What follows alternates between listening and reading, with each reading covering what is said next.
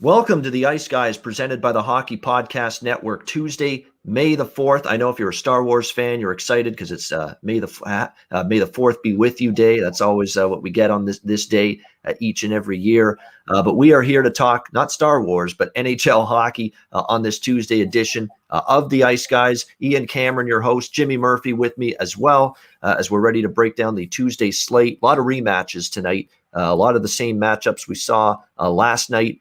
Same two teams back in action tonight. So you could say this is a rematch night, revenge night, whatever you want to call it. But we'll get to the games in just a second. We'll look back first on the Monday slate. We'll get to the games first. And then, of course, we'll talk about the incident that's got everybody up in arms, or at least most people, the Tom Wilson, shit show that went down at Madison Square Garden last night in New York. But, last night we saw give the Buffalo Sabres credit, huh? I mean, wow, Michael Hauser.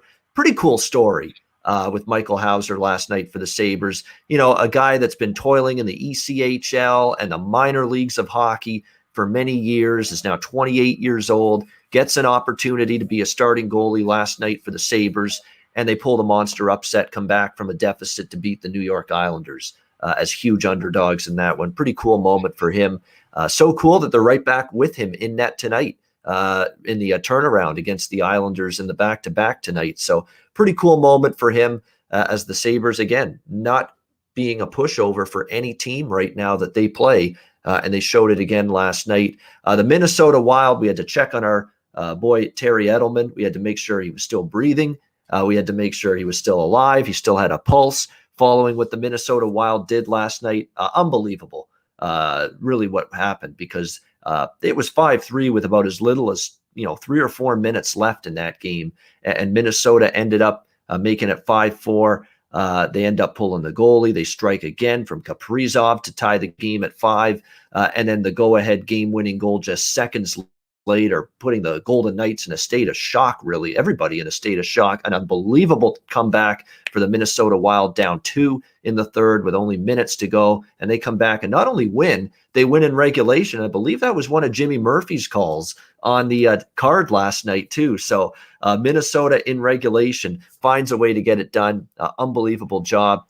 Boston Bruins put the boots to the New Jersey Devils. Really impressive performance. I think the shots were 16-1 at one point in the first period. Bruins came out ready to go, and they got it done. Pittsburgh falls flat to the Flyers. They just laid a clunker, laid an egg, a stink bomb, whatever you want to call it. The Washington Capitals, we'll get to, of course, the main incident here with Wilson, but they beat the Rangers, but overshadowed by the fact, and we'll get into it now. It was, I know some people are going to say that the defenders of what's happened and the defenders of Tom Wilson only getting a $5,000 fine here are going to say that's just your typical scrum after the whistle that can sometimes get rough, that can sometimes get physical. It wasn't a hit to the head. It wasn't one of those isolated, one-on-one contact things, or a knee-on-knee, a vicious knee-on-knee that you sometimes see guys get suspended for. It was a scrum after the whistle. I get it, but it is reckless, dangerous behavior from someone that's involved in far too much reckless, dangerous behavior in his hockey playing past. When he goes in there, not only it's the first thing he does was a sucker punch to the side of the head of Buchnevich when he's lying on his freaking stomach, on the ice. That's the first thing he did. And give credit to Panarin. He's just a small guy. He jumps on the back of Wilson trying to defend his teammate. And then there's Wilson basically grabbing him, almost like a mini slew foot. I think I saw a little bit of a movement where he's trying to kick the leg out from under Panarin. And then sure enough, he slams him down to the ice. And Panarin does hit his head on the ice when he went down. And thank goodness it was the side of the head. He didn't land flush on the skull, or we're talking about something potentially devastating and catastrophic to Artemi Panarin last night in that game. It was just way too excessive. You don't have to be that physical, that rough, especially on a guy that is going to find it difficult to fight back against you. From a size perspective, fighting is not Panarin's thing. And that, to me, is why, I'm in the camp of Tom Wilson going too far here, going over the edge. And because of the fact he's been involved in so many incidents in the past, you could say what you want. Sometimes it's going to get rough. Sometimes someone's going to get hurt in a scrum. I get it. And that's the defenders saying that. And that's why they say, okay, we're fine with no suspension. But why I'm not fine with it is because of who did it and the way he was excessive with his actions, his physical actions on the ice, like he was punching a guy in the side of the head when he's not looking. He's not even looking at Wilson. And he punches Buchnevich right in the side of the head. And then he throws Panarin down to the ice. And then, of course, hits the side of his head. Thank goodness. Thank gosh it was the side of the head, because it could have been something a lot worse than that. To me, it should have been a suspendable offense based on everything else this guy has done. He's creeping closer and closer and closer to Matt Cook, Rafi Torres territory, to be quite honest with you. That's where we're trending with Tom Wilson. How many more times do you have to slap him on the wrist and try to be light on him, and he doesn't get the clue, he doesn't get the message, and it's the same old shit over and over and over again. So I don't agree with it, that there was a fine and no suspension. There should have been something here in this game. And there's bad job all around, not only by Wilson, but who on earth, and I can't imagine for the life of me, what kind of bird brain, what kind of fucking moron you have to be running the social media Capitals Twitter feed last night, putting that meme and that image up there where, of Tom Wilson and basically making light of the incident and saying, hey, it's okay. Tom Wilson's just doing what he's doing here. Unbelievable. You notice it got removed. I mean, I'm sure Ted Leonsis got word of it, the owner of the Capitals, and said, you got to shut that shit down. Take that thing right off right now. I'm sure he got he probably was the one that got it taken down. No question about it. But definitely, to me, should have been a suspension of some kind. Again, the detractors, Jimmy, will say it was a scrum. Sometimes someone's going to get hurt in a scrum. But you don't have to be that demonstrative and slam a guy to the ice, almost a mini slew foot, and have his head basically almost crack open on the ice. It was that scary and that close to being something really, really unfortunate for Artemi Panarin, who now, by the way, is going to miss the rest of the season. And props to Sam Rosen, in the Ranger broadcast when I saw that live, because I actually saw it live as it was happening, and he was disgusted by it, and he was doing it in a calm, measured manner. I know some other, Jack Edwards, for instance, when something like that happens to a Bruin player, he'll go off the rails. Rosen did it in a calm, measured manner with his tirade to Wilson. I like when Wilson's doing the flex, like, oh, look how tough I am, look how mean I am. He's like, oh yeah, that's impressive. He says, I got a chuckle out of that. But nevertheless, I didn't agree with only a fine and no suspension with Tom Wilson. Jimmy, what do you think? I know you've got some thoughts. You mentioned them on Twitter last night. Tom Wilson, here we go. When on earth are we going to not have a story to talk about with this guy? Well, first of all, let me just say flat out, to get it out of the way, just so you know, I'm trying to be as objective as I can, but I never have liked Tom Wilson. I've given the benefit of the doubt in the past and said he's one of these players. You love him if he's on your team, you hate him if you don't. But it's worse, and that's a Brad Marchand. Okay, there's a difference between Brad Marchand and Tom Wilson, and for all these analogies and these whataboutism experts out there that came at me last night when I went off on Wilson, just throwing me Marchand clips. No, like, he licked somebody. Nobody's going to a hospital from a lick. Well, I don't know, unless he's got some kind of disease or something. But nobody's going to a hospital from a lick. No, nobody's getting seriously hurt from a lick. And then somebody said, "Oh, well, what about when he sucker punched the guy in Columbus there and all that?" Yeah, I went back and checked it out. Actually, it wasn't nearly as bad as what Wilson did last night or what Wilson has done in the past. And my thing with Wilson too is you can't compare him and Brad Marchand, because Brad Marchand is like, a little midget like me here, 5'6", 5'7", 5'8", whatever. And Wilson's a monster. And Marchand will go after guys twice his size. Wilson never fights anyone his size. He's always going after a little guy. He's like the big schoolyard bully. And what the NHL is telling us now, with a $5,000 fine, that's it, is that they're behind bullying. They're behind behavior like this. They're fine with that. It's just a little scrum. No, it's not just a little scrum. And by the way, you're about to get thrown into the national sports media spotlight even more with your new TV deal starting next year. All right. Do you want to go in when you're trying to lure in new fans? And I get violence sells, but stupidity doesn't. And do you want to go in and have this be what you're trying to sell to those marginal fans or those non-hockey fans that you're trying to lure in on TNT and ESPN? I don't think so. I think they completely dropped the ball here. And I know right now, I'm telling you right now, that there is some dissension in what happened here amongst some people in the NHL player safety department. They're embarrassed that this was the decision that was come to. There's people I know that work in that department right now that are good people and do the right thing when they can. And this was not the right thing. And I don't know who, it's Paros or whoever who's making the final call here. It's a joke. And another thing that this shows me too is one thing that's not being spoken about enough in this situation is Tom Wilson is an NHL player rep for the Washington Capitals.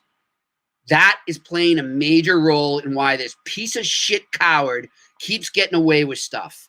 It's because the NHL doesn't want to rub the PA. There's been a CBA harmony lately. They've been getting along. They've been getting things done. Credit to them. And they don't want to rock the boat too much right now and have to deal with any problems with the NHLPA. So basically, this guy's getting a free pass. And people say, oh, he got suspended 20 games. Well, really? They reduced it to 14. Or he got suspended 7 for Carlo. He should have got 14 for Carlo. And he should have got about 20 to 25 minimum for what he did last night. What is the difference between what Sean Thornton did to Brooks Orpik, 7 years ago now in 2014? Go look up the video. I just tweeted it too. Go look at that and tell me what the difference is to what Wilson just did to Buchnevich.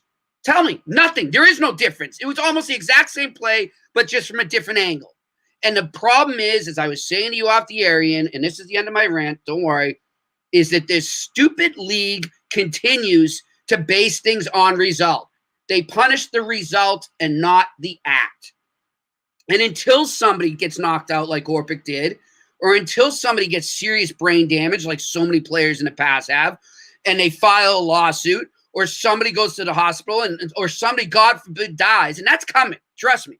That will come in the next 5 years if the NHL doesn't get their shit together. Somebody will die on the ice. I guarantee it. And until they start to punish the act and not the result, that's where we're headed. Yeah, I mean that. How close we were to, I don't want to say a death, but like serious, like a splitting open of someone's skull and serious damage.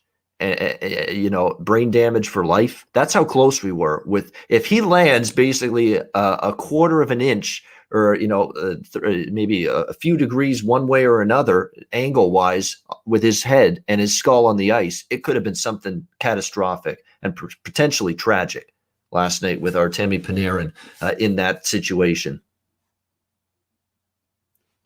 Jimmy's going off, but we got to hear him first. I'm all for fighting. Don't get me wrong. I mean, I like fights. I think there's a time and a place for them. If it's organic and it develops from the moment, in the heat of the moment, I've got no issues with it.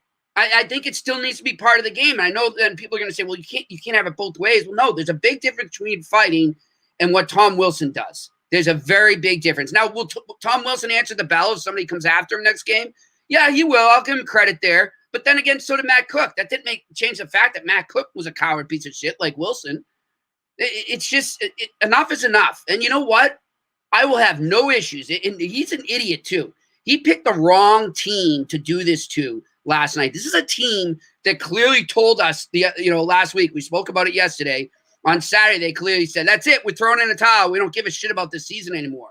So Do you think they give a shit if one of their fourth line players has a suspension that carries into a few games next season after he goes out and gets Tom Wilson? If I'm the Rangers right now, I'm picking whoever they think they don't need the most in the first few games of the season next year, and I'm throwing in a bunch of money, get it all together, throw it in a hat for him. Here you go, buddy. Now go take him out. Take his knees out. Take his face out. Hurt him. Hurt him the way he's hurt so many. And that's what's going to happen, and it's the NHL's fault. Yeah, there's definitely some truth to that there could be retribution because he's going to play. Yeah, what do the Rangers have to lose? What do the Rangers have to lose right now? Why wouldn't the Rangers go after Backstrom? I don't think Ovechkin's going to play, but why won't they go after Backstrom? I would. No. You want to go after Panarin? Okay, we're going to take take Backstrom out. If that's what the NHL wants and they want it to get that, they're in big trouble. That's the thing. I mean, at least if you suspend him, that's the thing. He's not going to be back for a while. It's going to at least diffuse the situation. It's going to at least make the team that had that happen to their player Panarin in the Rangers case It's going to relieve them a little bit. It's maybe going to calm them down, calm the waters a little bit. But now no suspension, and you know damn well the next time they play the Capitals, they're going to be looking to set things right, because you hear everything that Zibanejad and everybody, the Rangers players, Quinn said in that after that game last night, and they were absolutely livid with the fact that what happened, and you know that if they have a chance maybe to do something about it, they may be able to take advantage of it. So and act on it the next time they face Tom Wilson and the Capitals. So yeah, unfortunate situation there. But again, Tom Wilson in the spotlight once again for all the wrong reasons. Unfortunately, and it's sad too because he could be a great player. Ian. I mean, he's a good player. That's what Rosen said on the MSG broadcast. He says, "I like his game. He's a good player." But you can't like it when he's getting suspended for this and that and the other whole thing. Antics in the box too, going like this and flex. Grow up. Yeah, seriously, grow up. What are you in high school? Yeah, like, get a life. Seriously, doing that because you took out Buchnevich and Panarin. You know? And actually, I like the Twitter. You're cool. The Twitter feed that or the Twitter post that someone had. They have Panarin or Tom Wilson when he can dominate and takes on someone that won't fight back, and he's like this, and then they show a shot of him cowering when Matt Martin's going after him in a game previously. It's like when he's dealing with someone in his weight class, someone that will fight him back. Yeah, it's a different Tom Wilson, isn't it? A little bit in that case. Not quite as I'll tough, tell you, you brought up the social media guy. I know we got to get into the games, but man, what a tone deaf idiot, whoever that social media guy. That's not being tone deaf. That's just being a fucking moron. It's not even tone deaf anymore. Yeah, I don't know, Ian. Utter imbecile at that point. Well, you know what the problem is, and I'm going to sound like an old man here, the old miserable man. But a lot of these Twitter handles are run by like 22-year-old interns just out of college. That's the problem with some of these teams, right? And they're still growing up, so to speak. Just like Tom Wilson's got to grow up. A lot of these kids have to grow up too when they get out of college and they're still doing the social media there for an NHL team. And sometimes they're in over their head and they think something's going to be funny. Yeah, you're right. It's an imbecile move, but I just think that you said it right. I guarantee it was Leonsis because he's a classy guy. He wouldn't allow that. Yeah. That was just, I'm like, oh, this is not going to end well. That tweet will not age well. No, it won't. And sure enough, only 5 minutes after I retweeted it, I just failed to load tweet because it had been taken down. And you're right. That's a call from the owner. I'm positive of that because he is a good man. That's somebody out of a job is what it is. Yeah. And I think they're finding a new social media convener here moving forward for this Washington Capitals Twitter feed. Nevertheless, we'll move on to tonight's NHL slate. But certainly that's going to add a little juice to the Capitals Rangers tomorrow night. And we'll break that down on the Wednesday card. We'll start our Tuesday slate, 5 games with Boston, New Jersey. Again, these are all rematches from last night. We've got Boston minus 230, road favorites, total 5.5 here across the board in this one. The return of Jarro Halak tonight, Jimmy, for the Boston Bruins. He will be the starting goalie for Boston in this game against the Devils. We'll see where the Devils go for their goalie. They haven't confirmed anybody yet on this back-to-back situation. But, hey, the monkey is off the back for the Bruins as they take care of business against New Jersey last night. Definitely a team that is trying to make sure they keep improving, going into the playoffs, playing good hockey. I think there is some onus that the Bruins want to do that. Will they keep it going here tonight? That remains to be seen. Second night of back-to-backs. I don't really have a strong feel for this game. I know I had the over last night and it stayed under, but maybe tonight I might go back to it. We'll see. I'm not, it's been a while since Halak's played, and let's be honest, he didn't play all that great. The last time we saw him in between the pipes for the Bruins, he was fighting the puck quite a bit, no question. But Boston is playing pretty good defensive hockey right now. They really have shored up that game. They're not giving away a whole lot. The Buffalo game was just one of those efficient, sturdy, sound, defensive, grinded out type wins. Same with last night. They didn't give New Jersey much. I lean to the over. Don't know if I'll bet it, but that's the lean for me. Over 5.5 here. Nothing on the side. Jimmy, what do you think? Bruins and Devils. Yeah, I mean, you always get. I wish I did a little more research. I was just busy this morning, but I I'd like to see the record of teams in the game after they clinch the playoff berth. I don't have it in front of me, but there's always that potential for a letdown there. That's why I'm kind of worried. I mean, I know it's the Vancouver Canucks, but I'm wary of Edmonton as well tonight. And I'm kind of wary of the Bruins there. And like you brought up, Halak has not looked well in this second half of the season. Yes, obviously he had the COVID pause, and that's going to get anybody out of whack, and it's going to take a while for him to find his game. But just even before that, he was trending the wrong way, and there's been something off. So I'm going to stay away from this game. But if I'm looking at this, there's one part of me that says, all right, this guy wants to come out now and show that he's got his game ready for the playoffs, because he's essentially losing his backup spot to Jeremy Swayman. Trust me, if they start the playoffs tomorrow, Jeremy Swayman's the backup, not Jaromir Halak. So I wonder if that motivation helps him finally find his game tonight. And that's why, Ian, I would kind of go the opposite way. If I was going to do anything on this game, I would actually touch the total, but I would go the opposite way and look at the under. Just based on the dismal performance from the Devils last night, I don't see them being much better.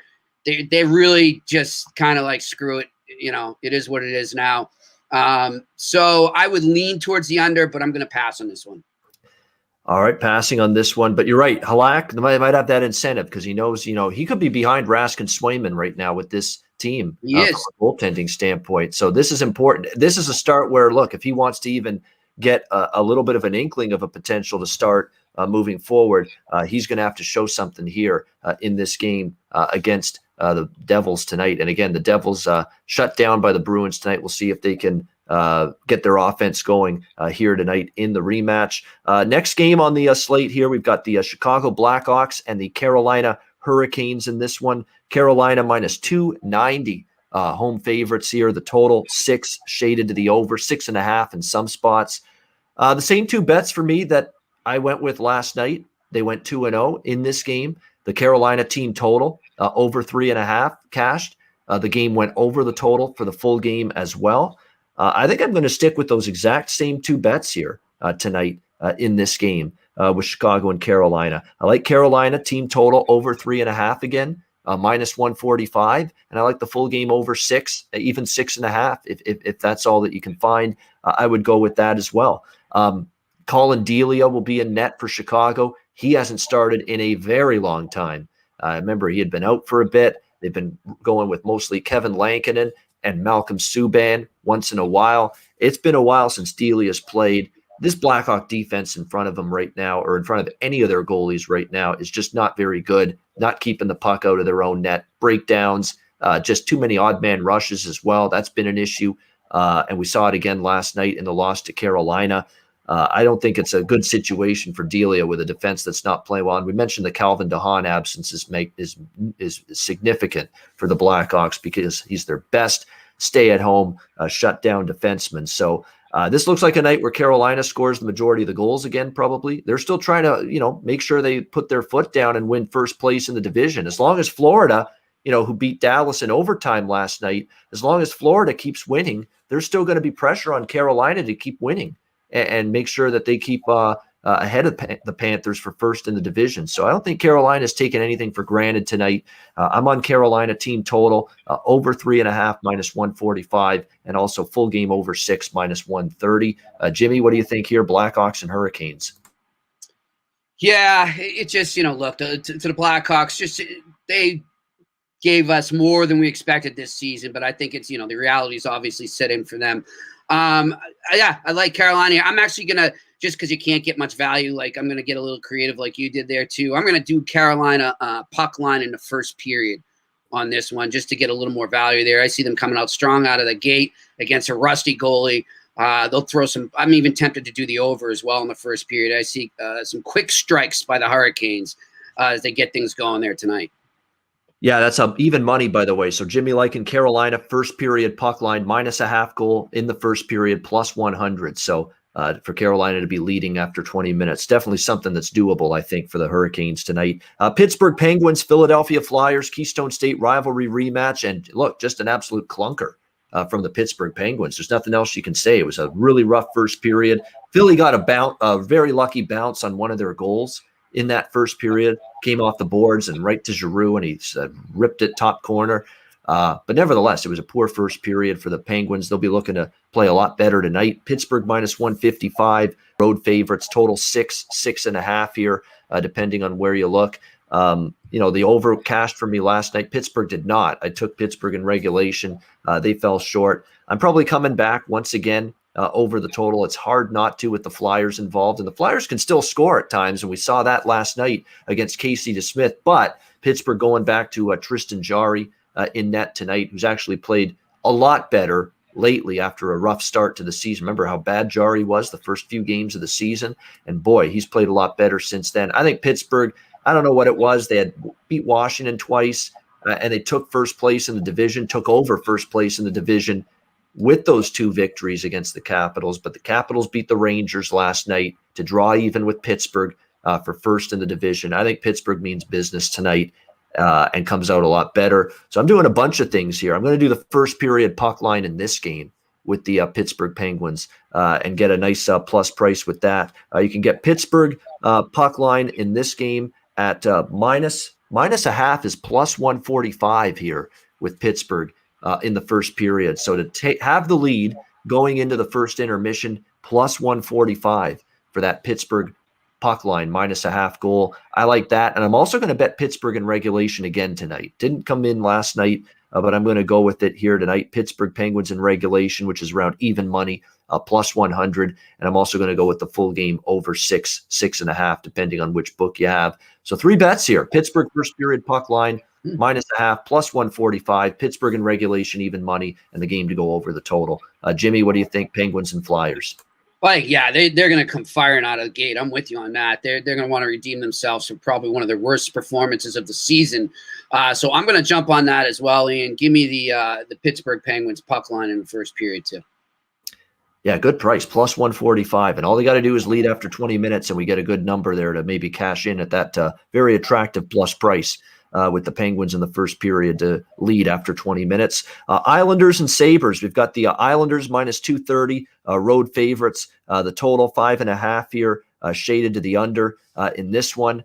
I don't think I'm going to take the Islanders in regulation because the price isn't good enough. I definitely am not laying a puck line, full game puck line with the Islanders.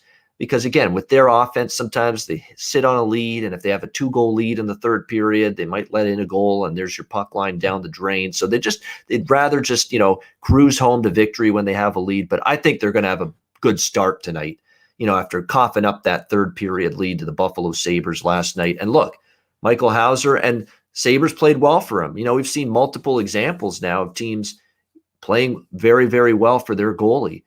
Anaheim did it with Ryan Miller on the weekend in his final home start. And you could tell the Sabres, they dug in for Michael Hauser. They rallied around that whole situation and story. And it's a cool story. A guy's been toiling around in the minor leagues for years and years and years. He probably never thinks, probably as of a month ago, 2 months ago, Michael Hauser's thinking to himself, I'm never going to start a game in the NHL. And now all of a sudden, here it is, 28 years old. He gets that start and they win in his first start. You also could see maybe a small little hangover from last night. It was almost like a party atmosphere for the Sabres. Not only a rare win for them, but just the situation surrounding it, involving Michael Hauser. So I think the Islanders, obviously Barry Trotz is never going to like it when his team blows a lead. Defense is where they hang their hat on.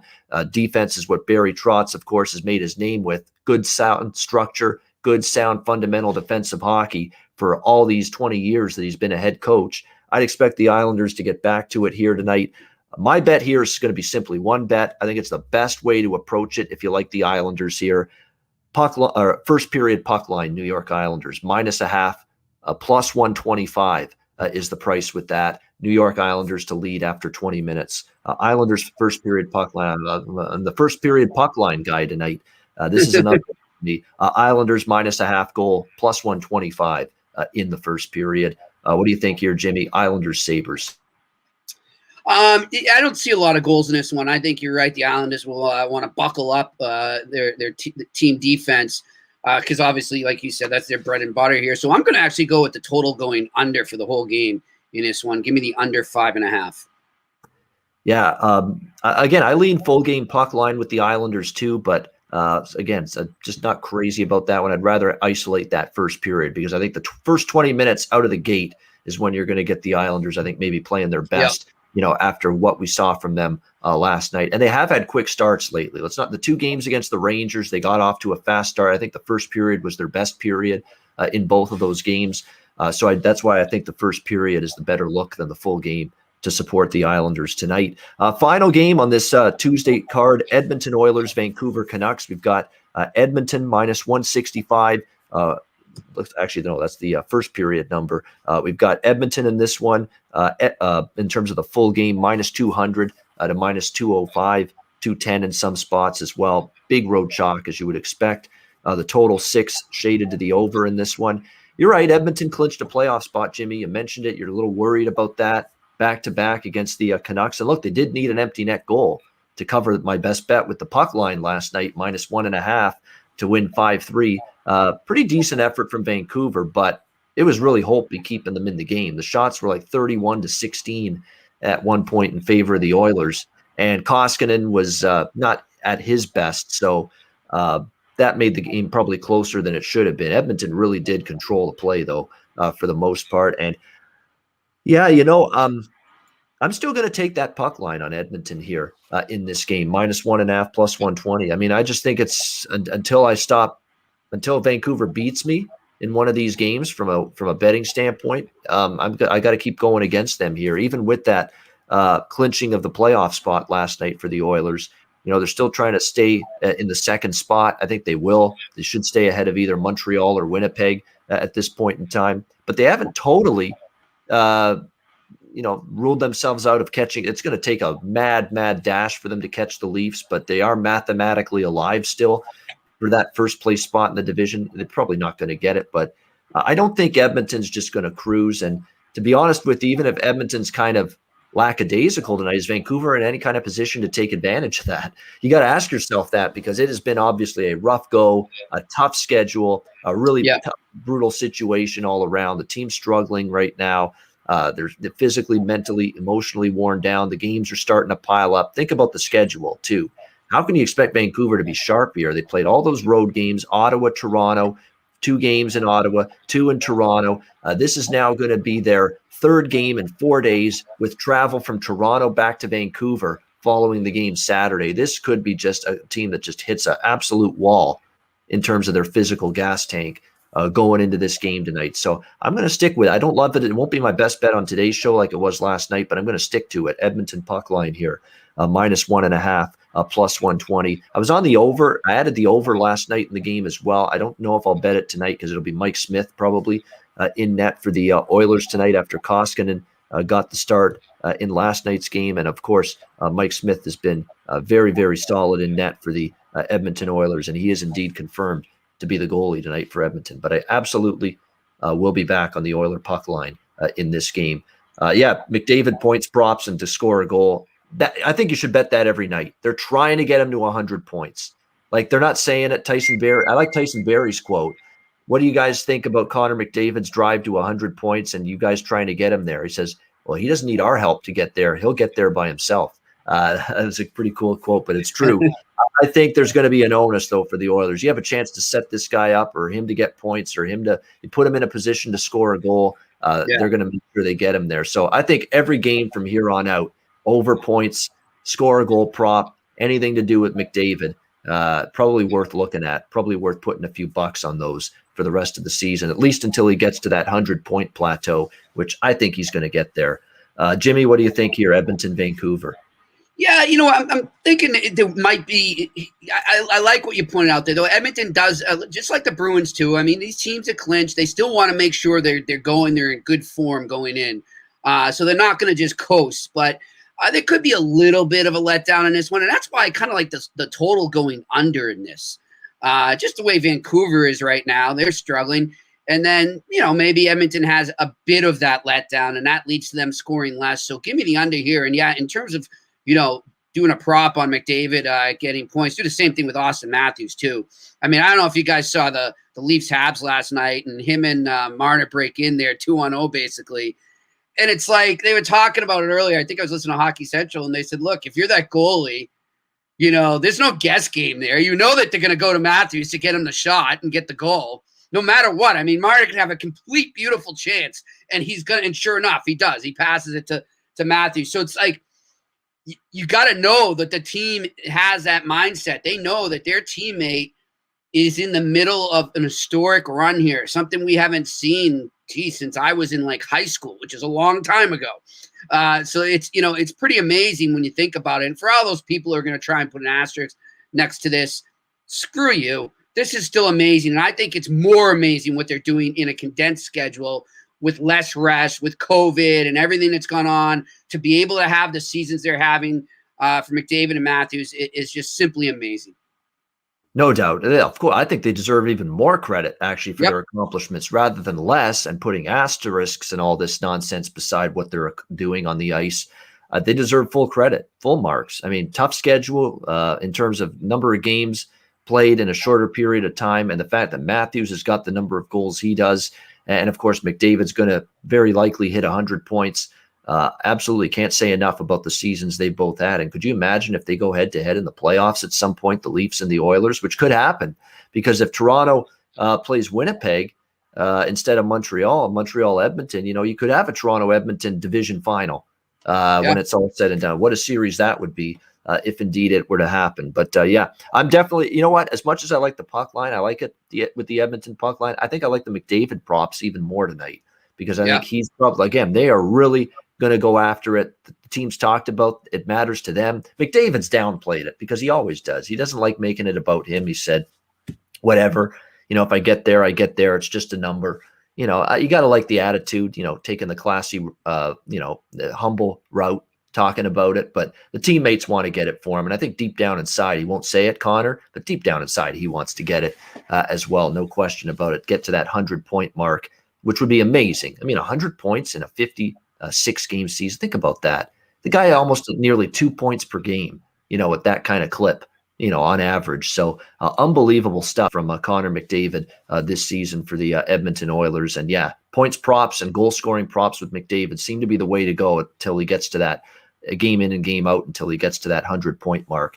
Great analysis with Jimmy Murphy and me, as always, here on the Tuesday NHL card, and a little rant and a little bit of excitement as well, talking about Tom Wilson, which is always good, keeps the show entertaining, which is what we aim to do.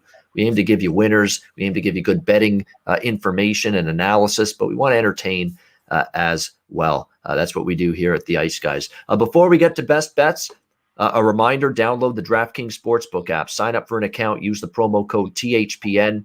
Great time of year, NHL, NBA, and Major League Baseball on a daily basis. Great time to sign up for an account at DraftKings. When you do that, you'll get a deposit bonus. There's also weekly specials and incentives. Download the DraftKings Sportsbook app, sign up for an account, and use the promo code THPN. All right, it is time for best bets for this Tuesday card. Definitely not as much on the menu to choose from compared to last night with only 5 games. But Jimmy, we'll start with you. What do you like for best bet tonight? I'm liking that Penguins first period puck line for sure. I like them just coming out flying. So I will go with that. All right, Pittsburgh Penguins, first period puck line, -0.5 goal, plus 145. Good price there against the Philadelphia Flyers. That'll be Jimmy Murphy's best bet. My best bet is going to be, I'm going to go with the Carolina Hurricanes team total over 3.5. I like the full game as well, but I want to isolate Carolina specifically because Delia's back for the first time in a very long time. He hasn't been good, or I shouldn't say he hasn't been good. He hasn't played in a while. When he has played, he's been up and down. The defense in front of him's in a bad way right now, the Blackhawks. They can't keep the puck out of their own net. They can't stay out of the box. Penalty kill has started to struggle, giving the puck away too much, putting too much duress on their goalies. That's probably going to be some trouble here for Chicago tonight. And again, they've been good to give up 4 goals at least to their opponent in all their recent games. I think more of the same tonight. So Carolina team total over 3.5, -145. That'll be my best bet for this Tuesday NHL card. That'll wrap up this edition of the Ice Guys. Thanks to everyone, as always, for tuning in live on YouTube. We are live on YouTube 7 days a week, Monday to Friday, 2 p.m. Eastern, Saturday and Sunday, noon Eastern. If you can't watch the show live, You can download the Ice Guys podcast in audio form on all major podcast platforms. Google Podcasts, Apple Podcasts, Spotify, Stitcher, and iHeart. You can find the Ice Guys podcast there on all those outlets. For Jimmy Murphy, I'm Ian Cameron. Have a great Tuesday night. Enjoy the games and good luck. And we will talk to you again tomorrow on Wednesday for another edition of the Ice Guys presented by the Hockey Podcast Network.